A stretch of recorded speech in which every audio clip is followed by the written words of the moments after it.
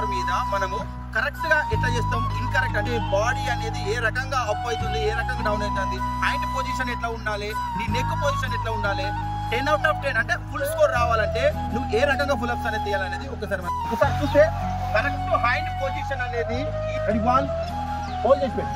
ఇది correct neck కూడా position చూస్తున్నారు కదా, ఇది కరెక్ట్ పొజిషన్. బాడీ మూమెంట్ అనేది కరెక్ట్ కాకుండా ఒక మిస్టేక్ తీస్తే ఎట్లా ఉంటుంది. 1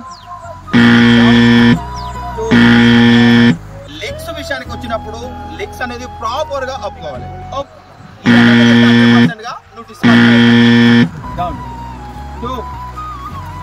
2 డిస్టెన్స్ అనేది ఈ రకంగా పెడితే నీకు వచ్చేసి మాక్సిమం 4 to 5 6 వరకు క్వాలిఫై అవుతావు. బాగా straight down.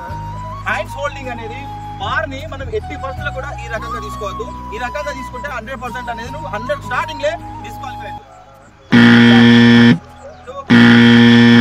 Relax. Next legs విషయానికి వస్తే నీ లెగ్స్ అనేది ప్రాపర్ గా ఉండాలి. 1 డౌన్. మన ముందున్న ఆఫీసర్ అనేది మన కాషన్ ప్రకారమే లేవాలి. చూసారుగా డౌన్ 2 డౌన్